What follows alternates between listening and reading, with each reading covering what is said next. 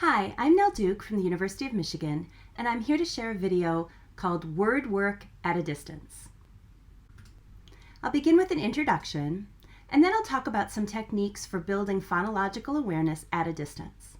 I'll then turn to phonics instruction, interactive writing, and vocabulary instruction, in each case talking about tools you can use to develop these areas online at a distance.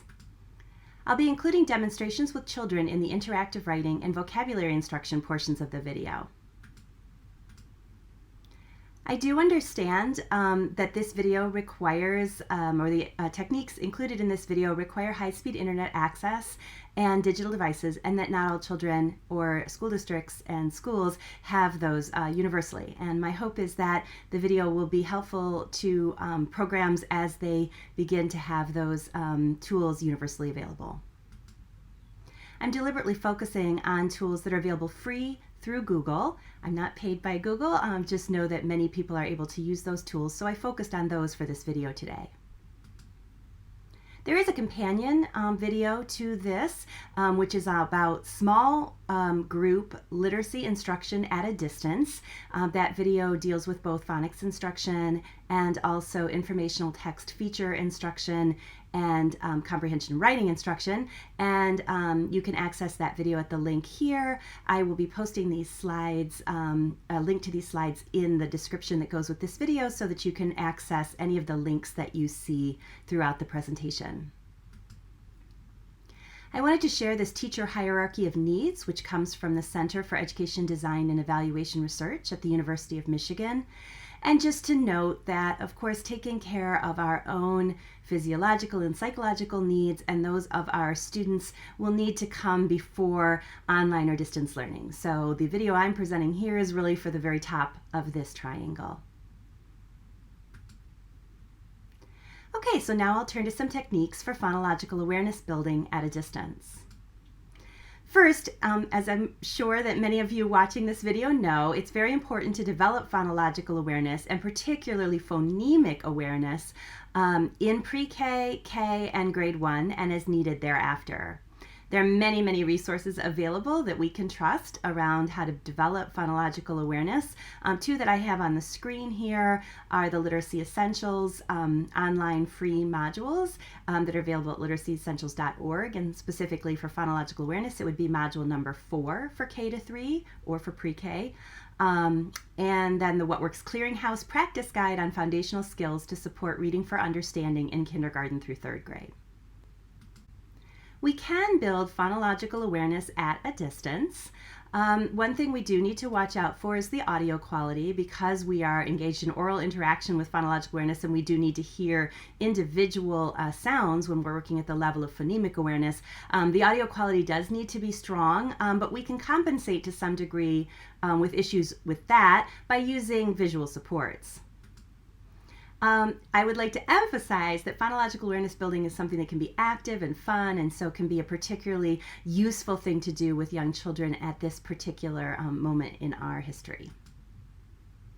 So one fun way to do this with visual supports would be to get a little bit silly. So I might show this picture to children and say it represents the word grow. We'd all say grow, and then encourage the children to put a s sound at the end of grow.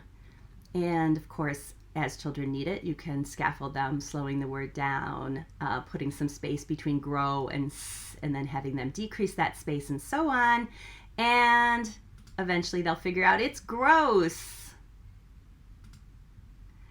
I might show them a picture of a lime and then encourage them to put s before the word lime, and they'll get slime. So this is an example of some of the kind of wordplay that we can engage with in phonological awareness building at a distance that actually is engaging kids in some important phonemic awareness skills. Another tool we can use in an online or at distance context are Elkonin boxes, and so I'm going to demonstrate that for you now. So here I'm using a tool called Google Drawings in order to engage with Elkonin boxes. I've used the drawings features to just create a simple Elkonin box frame, and you could vary the number of boxes in the frame. And then I've created these discs that can be used for the Elkonin box activity. And if you don't know what I'm talking about, if you just Google this, you can learn more about this technique for building phonemic awareness. So if the word were map, children would move the discs. And what's really works well here is just to use the undo tool to get those discs out. So you'll click undo, undo, undo, and start over with the next word. So that's basically how it works. You can engage children in Elkonin box use in two different ways. One is that you could actually invite the child to this Google Drawings document by sending the link through your video conferencing platform or Google Classroom or whatever. Or you can actually give the child remote control to your screen if you're using Zoom or another video conferencing platform that gives you the possibility of turning over remote control. I can't demonstrate that now because I don't have anyone with me on the video conference right at the moment, but down at the toolbar you'll find that there's a function called remote control, and you can use that to give control to any person who is, in this case, any child who is on the Zoom with you. Another way you can develop phonological awareness, and specifically phonemic awareness in particular, in an online or distance learning context is through engaging children in estimated or temporary spelling. Although I sometimes hear people have myths to the contrary, there's actually quite a lot of research on the benefits of engaging children in guided estimated or temporary spelling. And so I just put one example of a study on the screen, but there are many, many more, including longitudinal research showing the benefits of estimated or temporary spelling. So you can engage children in this through both writing or typing, using video conferencing software as whiteboards, using Google Docs, using all sorts of different tools. And again, that's a really valuable tool for children. This is not digital. This was done on paper, but I wanted to share this wonderful example of estimated or temporary spelling that was done quite recently and is part of, I think, what we all need to hear in these difficult times. The world is filled with good stuff. Now I'm going to turn to phonics instruction and share some techniques there. So hopefully I don't need to tell you the importance of phonics instruction. And again, there are many resources out there that are aligned with research and many that are not related to effective phonics instruction. Two that you can trust on your screen are at literacyessentials.org, the free online module number 5 for kindergarten through 3rd grade. There's also one for pre-K, also module number 5. And then again, that What Works Clearinghouse practice guide that I mentioned earlier. In the lesson on small group literacy instruction at a distance that I mentioned earlier, there is a phonics lesson that I carry out at a distance using just Zoom video conferencing capability. I'm going to quickly go over what that lesson consists of so you'll know if you'd like to head over to that video and watch it. I begin by setting a purpose for the lesson, and specifically a purpose for children to learn about OI. I have them say the OI sound. I have them listen for the OI sound inside words. I provide explicit instruction that associates the OI sound with two different spellings, OY and OI. I then hone in on OI and have the children engage in writing OI words, and I show you in the video how you can do this at a distance. And then I have them read connected text, including text that has texts that have many OI words in them, and I demonstrate how you can use the Zoom video conferencing platform features to actually listen to children one at a time as they read. And I'm not paid by Zoom either, by the way. I show how you can do that individually, and I also demonstrate choral reading in a distance learning context. I then bring the children back together as a full group, and we as a full small group, and we review individual words with OI and some other phoneme-grapheme relationships that I would have taught prior to OI in my systematic scope and sequence for phonics instruction. And then I assign some meaningful reading and writing tasks for children to do that follow from the lesson. So all that is in the small group literacy instruction at a distance video. Another tool that we can use for phonics instruction at a distance is online word building. For example, I'll focus today on word ladders, and you can see one reference for that particular technique, research on it on your screen here. I'll be demonstrating that now. So for building words, I'm using, again, the tool Google Drawings. And one of the things I like about this tool is that it gives us this margin space outside the page or the paper. And so that's where I'm going to store my letter tiles. And you can see that I've created a set of letter tiles here to demonstrate for you. Now you can make these letter tiles fit whatever style you prefer to use or what children may be used to. For example, some people like to have the vowels be a different color. Some people like to create letter tiles where the full digraph is on the same tile. So there'd be a tile that has, for example, SH on one tile. So lots of things that you can do. Once you have them the way you want them, I suggest you take a screenshot of each one. And then those screenshots would be what I would move into the document as the tiles, because they're much easier to move once they're a single solid object. For our purposes here, I still have them left as the original drawn objects. So I'll just show you that if you were going to have children, for example, build the word cat, they would move the tiles over to build cat. And then in typical word building fashion, I might then ask them to build the word caught instead of cat. And so normally, if you're doing this on paper, the kids would move the A away and they would put the A in. But one of the nice affordances of a digital context is you can actually select the word, copy it, paste it, and then move it down. Whoops. So that you have another set of the letters and the children can actually see directly the difference between cat and caught. So I like that affordance. You know, in order to do that on paper, you have to have lots and lots of copies of every letter. So this is just a nice thing that you can do digitally. And with word building, you would continue on from there and create a wide variety of different words. And just like with the Elkonin boxes, there are different ways you could have children do this. You could invite them to the Google Doc. That's one option. And another option is that you could give over remote control to them. And again, a reminder that once you have all the letter tiles just as you want them, I suggest using screenshots to make them single objects that are a little bit easier for little hands to move.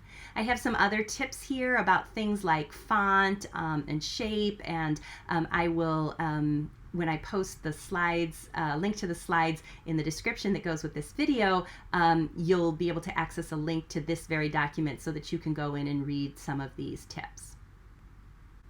So in addition to the tool that I just showed you, just note that is similar or the same technology can be used for word sorts, for picture sorts, and for a variety of other activities you might do to support phonics, or in some of these cases also phonological awareness instruction.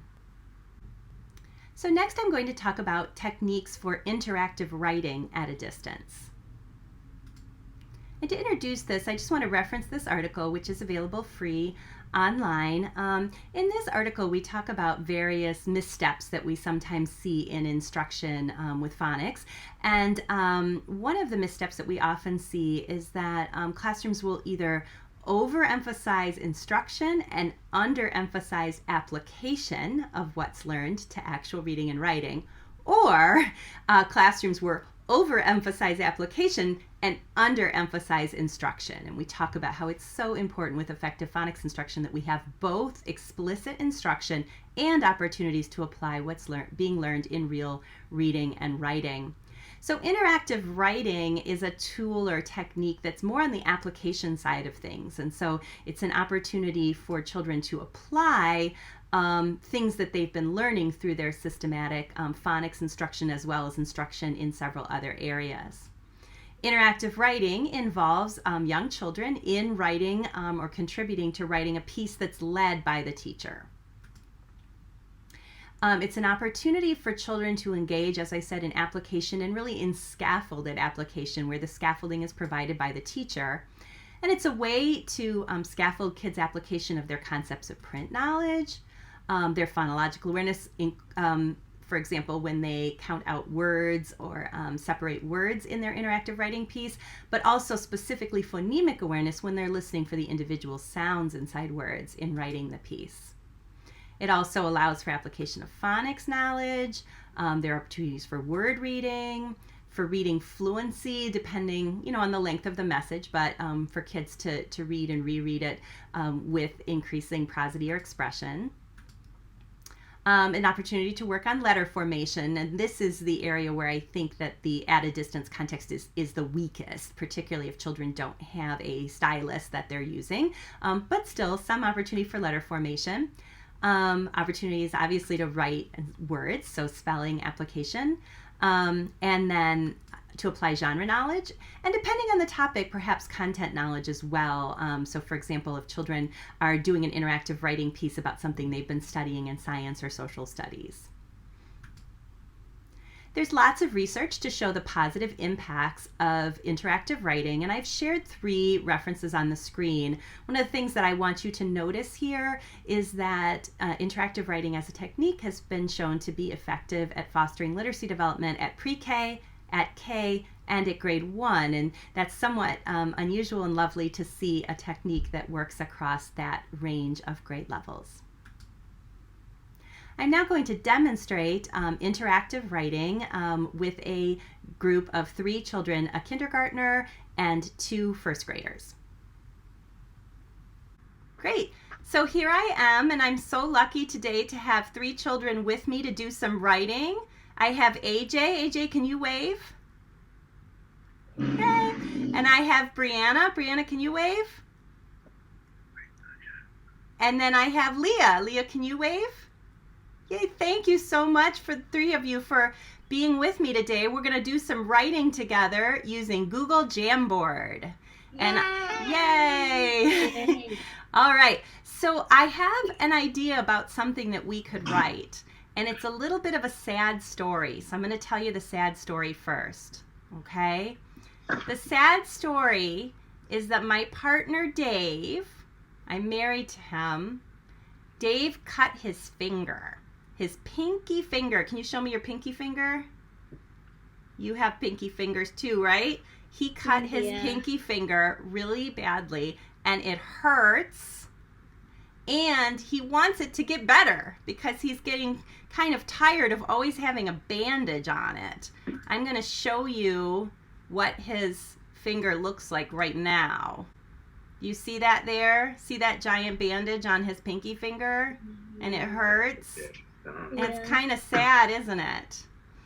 And so I thought it would be nice if we could just write him a little note to try to make him feel better about his pinky. What do you think about that idea? And then I'll give him the note. Does that sound okay? Okay, so AJ, can you tell me, do you have any ideas about what we could say to try to make Dave feel better about his cut pinky finger? What do you think we could say to make him feel better? We hope you feel better. It's okay. It's okay? It's going to be okay? And we hope you feel better? Those are good ideas. Brianna, do you have some ideas about what we could say to make Dave feel better?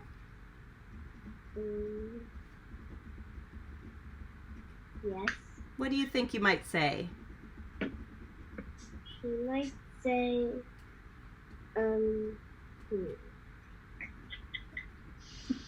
What? Well, AJ had a couple different ideas. Let me share a couple of his ideas and see what you think might work well.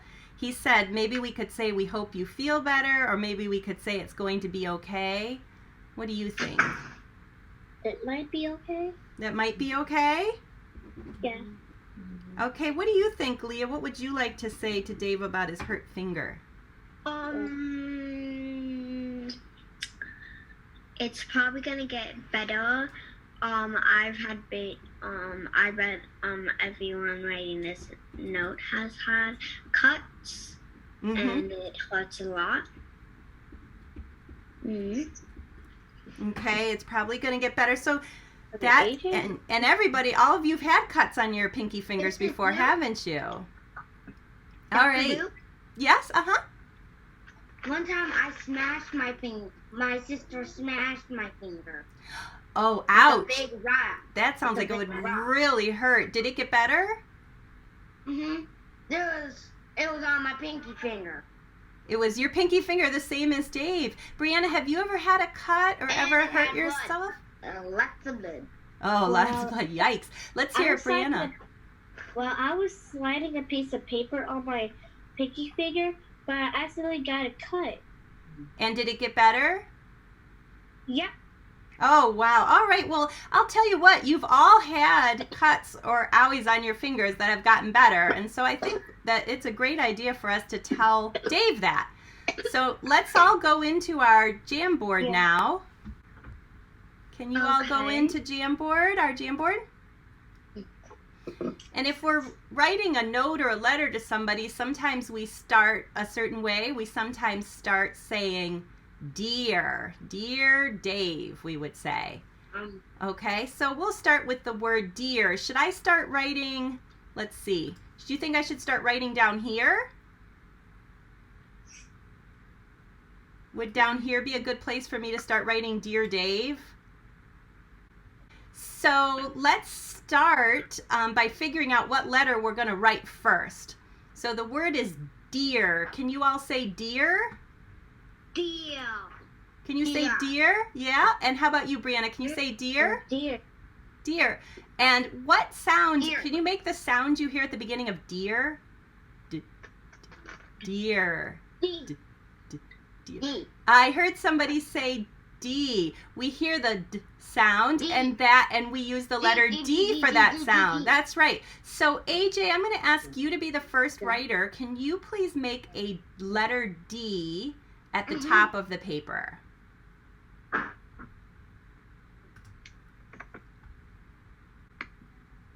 Can you write a D? Oh, I see the line straight down. That's the beginning of the D. There you go. D. All right. And then I'm going to write the next couple of letters in the word. The next couple of letters. Whoops, I've got the wrong. And now let's listen for the last sound we hear in the word dear. Dear. Dear. Can you make the sound you're hearing? Dear. Everybody say the drr. Yeah, that's right. It's the r sound, and we use the letter R for that sound. Leah, could you put an R where it goes up there on the paper?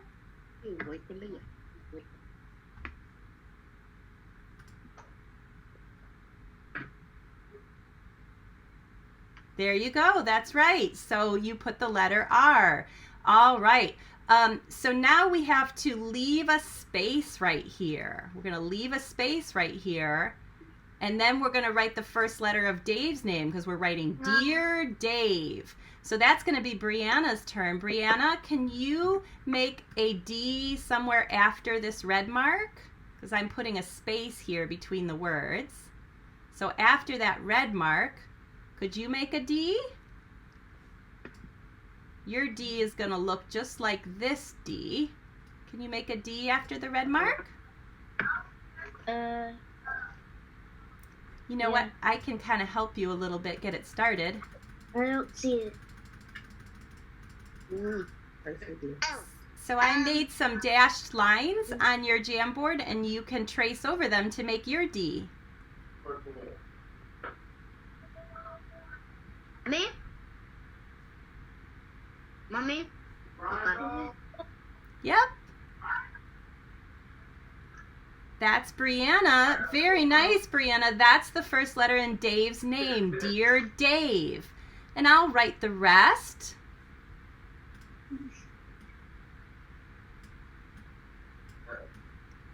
Dear Dave.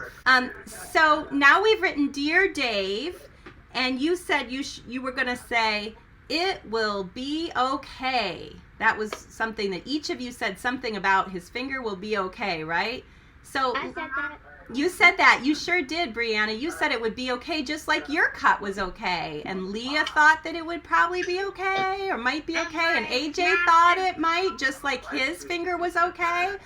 So we're going to say the sentence, it will be okay. Can you all say that with me? Ready? It will be okay. Let's say it again. It will be okay. All right, now we're going to count how many words are in that sentence. Are you ready? Ready? It will be okay. Now, okay is just one word. Let's do it again. Ready? It will be okay. So how many words did you count there? Can you hold up your fingers for how many words you think you have? Brianna's holding up 4 fingers. That's what I think too. And AJ's holding up 4 fingers. And Leah is. We're all in agreement that it's 4 words that we're going to write. Okay, so I'm going to go back over to our Jamboard. And we're going to do it will be okay. So the first word we're going to write is it.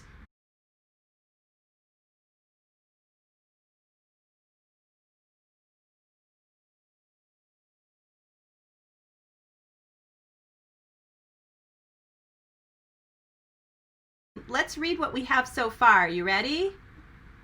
Everybody read with me. Dear Dave, it will. What's the next word? B. That's right.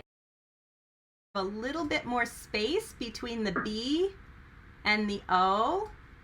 So can you make it a little bit more over, let's see, can you make your O over here? There. Yeah. Yep, right around there. So now let's let Brianna make it. Brianna, can you make your O over there? Exactly. There's a nice space between B, the word B, and the word okay. So it will be okay.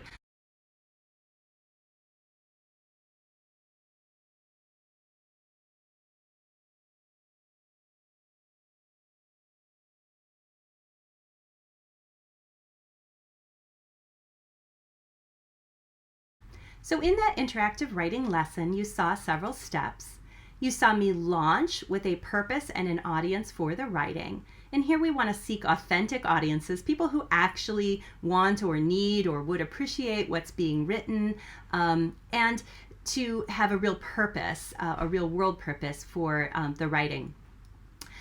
If you want to offer children choice about what they do in their interactive writing context, a good way to do that is to survey or interview them ahead of time. You can do this with the whole class and offer a few different purposes and audiences for interactive writing, see which one each child prefers, and then group them accordingly. You heard us negotiate the message that we would write together. And you heard us rehearse the message, and you can do that in parts. So in our case, we separated the Dear Dave part from the sentence that would follow. You can do things in the rehearsal like count the number of words, which you saw me do. You can talk about where on the page to start. So there are a number of different ways to incorporate some teaching and guided application even in the rehearsal. Then you share the pen, and it can be useful both on paper and in this case online for each child to write in a different color so that you can just be tracking who's writing what, and you can use it as sort of an assessment tool. You can also have children practice either on paper or on a whiteboard or online so that when one child is forming a letter, for example, the other children are also having an opportunity to do that just in a different place or space.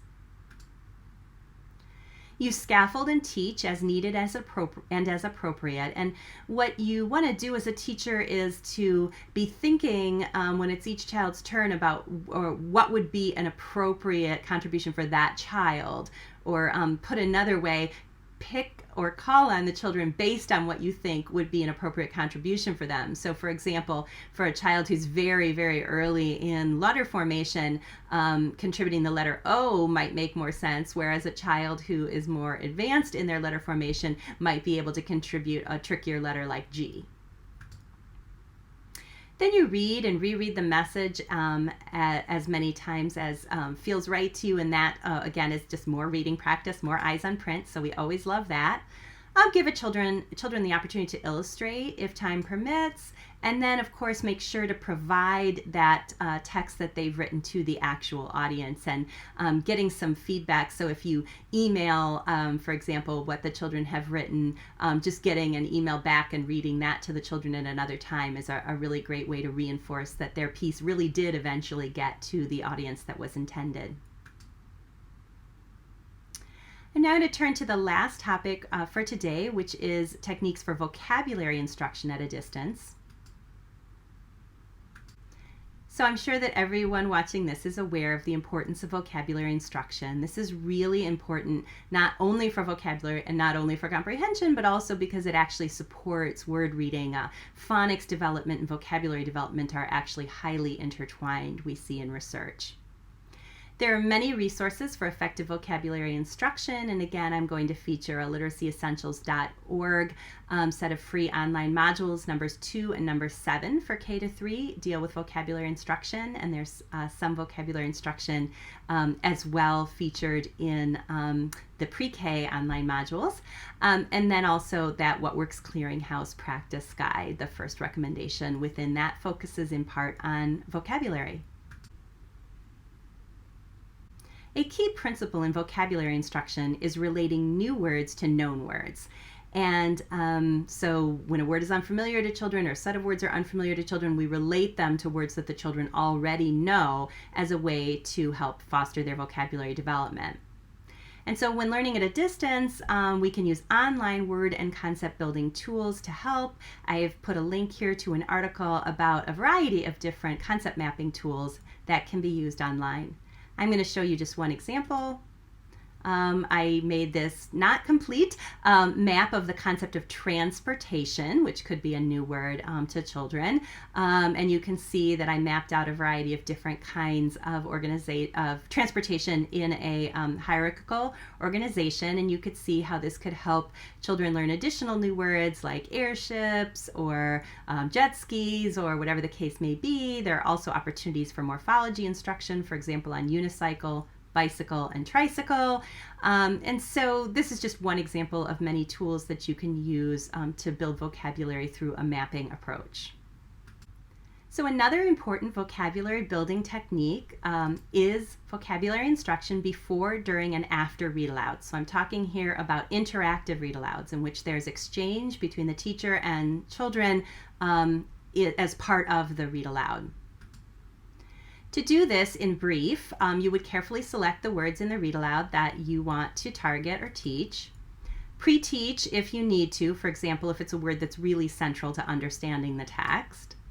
And then when you get to the word inside the text, at that point providing a child-friendly explanation of the word.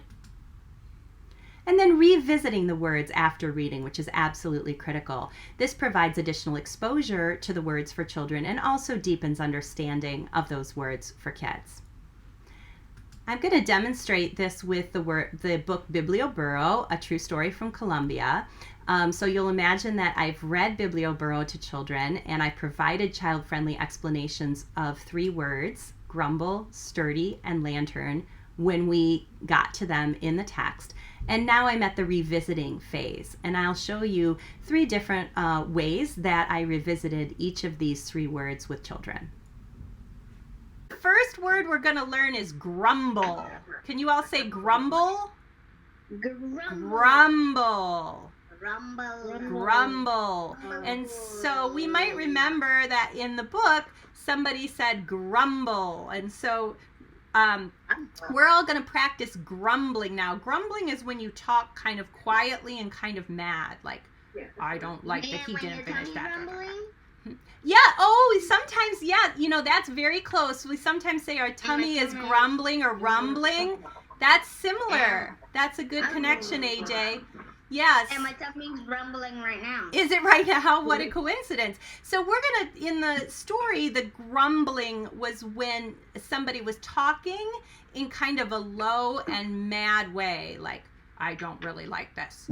So can you all practice grumbling? Maybe you can think of something you want to grumble about. I don't like when my sister does that. Or, that's really making me mad. So let's see. Brianna, can you show us some grumbling? Think about something that kind of makes you mad and then you can grumble about it. Or a coincidence where you get to grumble because you want to. Well, yes, you could grumble just because you want to, but usually when people grumble, they're kind of like a little bit mad or frustrated, and they're like, my foot is hurting, or I don't really like the way he did that. Did you think of something, Brianna, in your head? Did you think of a time you might grumble? Yeah. Okay, do you want to actually grumble for us so we can see and hear what it looks like? It's okay if you're feeling too shy. Hey. AJ, want to take a turn grumbling for us? Did I do my icon? Oh, in a little bit. Yep, in a little bit. Leah, do you want to take a turn grumbling? That's really terrible. Darn it, I don't like that. I don't like anybody. So that's one word, grumble. And the next word is sturdy. In the book, it talked about the donkeys are sturdy. And what I like you to do is look around your house for something that's sturdy. So let me tell you what sturdy means. It means it's really solid and it won't tip over and it won't fall. It's not delicate, it's sturdy. It's really solid. Like a donkey, a big thick donkey could be sturdy. So could you look? So can you look around your the room and see if you can find something in your room that's sturdy, and then bring it up to the camera? Something that won't tip over and it's kind of solid. It's not going to break. So walk around your house and see if you can find something. Walk around your home and see if you can find something that is sturdy. This thing has a magnet under it. My table's sturdy. Okay, so Leah's showing that her table is sturdy. That's right, it's not going to tip over. It's very solid. It's very sturdy. AJ, what did you find? This cup won't tip over. Let's see it. Can you show it to us? I think you found a really sturdy cup. Oh, look at that. See, even when AJ wiggles the cup, it still does not fall over. That's right, AJ. That looks like a really sturdy cup. Very nice. Need help getting it off. Yeah. And how about you, Brianna? Did you find anything sturdy in your house? Oh, tell us about that. Look at that. Oh, It's a vase. Do not drop that vase. It is glass. It is glass, but I think she's right. It's very sturdy. If she puts it down, Brianna, if you put it down, does it tip over? No. Nope, it doesn't tip over. It's a big sturdy base. It has a thick base on the vase. It's very sturdy. It's very sturdy. Okay, everybody say the word sturdy with me on the count of 3. Ready? 1, 2, 3. Sturdy. Oh, let's try that again. On the count of 3, we're going to say sturdy. 1, 2, 3. Sturdy. Okay, now for the last word we're going to learn, it's a word in the story that was the word lantern. Can you say lantern? Lantern. And a lantern is like a light that's inside a case. And that way people can carry the light around, and the light is protected from the wind, and so we call that a lantern. And what I'm going to let you do now is I'm going to let you go on the internet and search the word lantern, and I'm going to write the word in the chat box so you know how to spell it. See in the chat box how it says lantern? See in the chat box how it says lantern? And I'm going to write it on the whiteboard here too, really big letters so you can see. Lantern. So can you search that in Google? I do it on the mountain. And you can click image so that you get pictures of lanterns. So you write the word lantern, type the word lantern into the search box.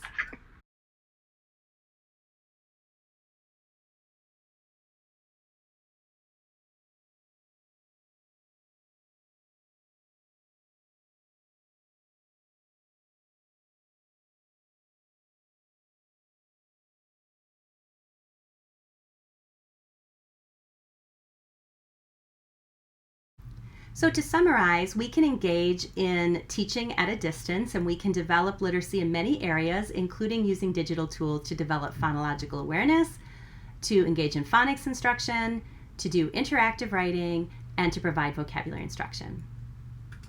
I want to thank you for all that you have been doing in this difficult time, and I hope that this video has been of some use. Thank you again.